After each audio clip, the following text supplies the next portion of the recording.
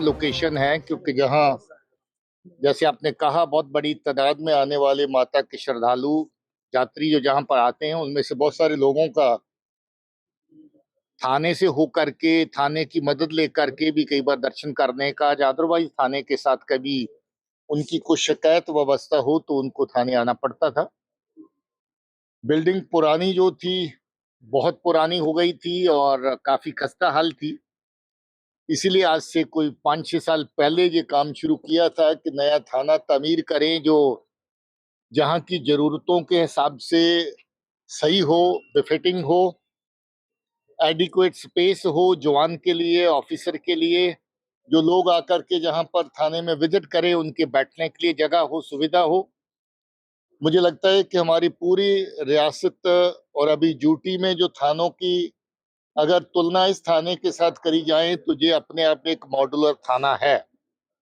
हालांकि मैंने देखा कि जवानों के लिए जो छोटी मोटी प्रोविजंस है उसमें और इजाफा करने की जरूरत है, जो की जाएंगी।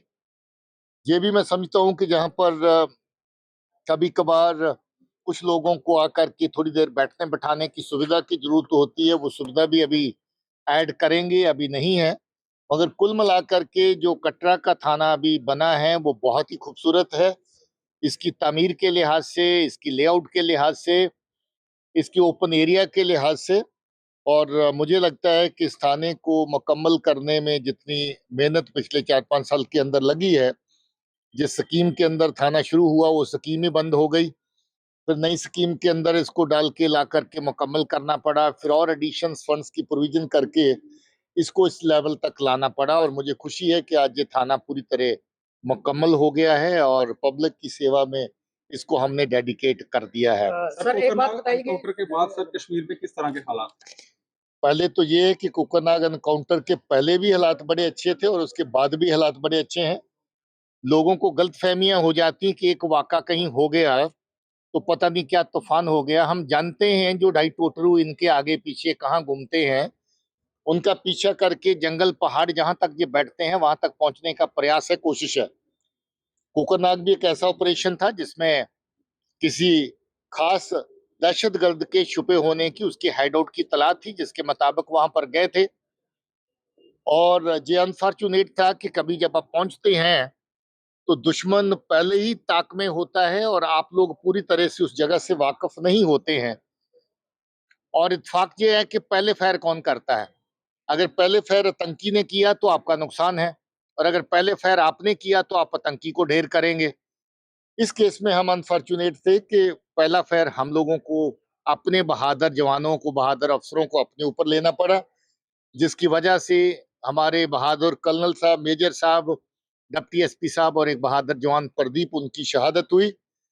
ये कोई छोटी बात नहीं है कि आप दुश्मन का पीछा करने के लिए खतरे को जानते हुए, फिर भी खतरे की परवाह न करते हुए ऐसी जगह पे पहुंचे और दहशतगर्द को मारने का या दहशतगर्दी का सफाया करने की कोशिश में अपनी कंट्रीब्यूशन दें।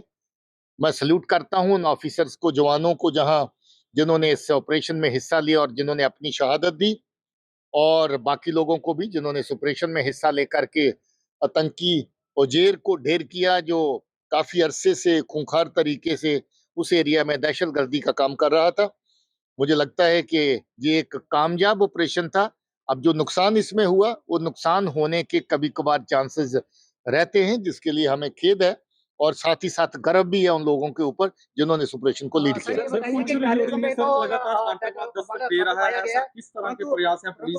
सुरक्षा प्रदान की जाए, फिर से बोल लीजिए। और एक संघर्ष विराम के बाद जो नार्को एक्टिविटीज जो बढ़ रही हैं उसके ऊपर रोक तो लग रही है, मगर जो रोक लगे उसके आप किस तरह के प्रयास है? देखिए, प्रयास का जहां तक लेवल है उसको 1 गुना नहीं, 2 गुना नहीं, 3 गुना तेज कर दिया गया है। आज पर्चों की तादाद देखें, पकड़े जाने वाले लोगों की तादाद देखें, नार्को टेरर के मॉड्यूल्स की बस करने की तादाद देखें, तो सभी में बढ़ोतरी हुई है। इसका मतलब पुलिस ज्यादा कामयाबी से इस खित्ते में काम कर रही है। अब ये एक वबा ऐसी है जिसको कुछ अरसा हुआ चलते चलते, और ये एक वबा ऐसी है जो सरहद पार से शुरू हुई। ये एक ऐसी चीज है जिसमें दहशतगर्दी को फरोग देने के लिए भी पाकिस्तान में बैठी जो एजेंसीज हैं, वो इसको एक जरिए के माफिक इस्तेमाल करती हैं। हमने उन सारे नेक्सस को भी ब्रेक करना है। जो लोग इसमें शामिल हैं, चाहे वो जहां के हों या स्टेट के बाहर के हों, उनको भी इसके दायरे में लाना है।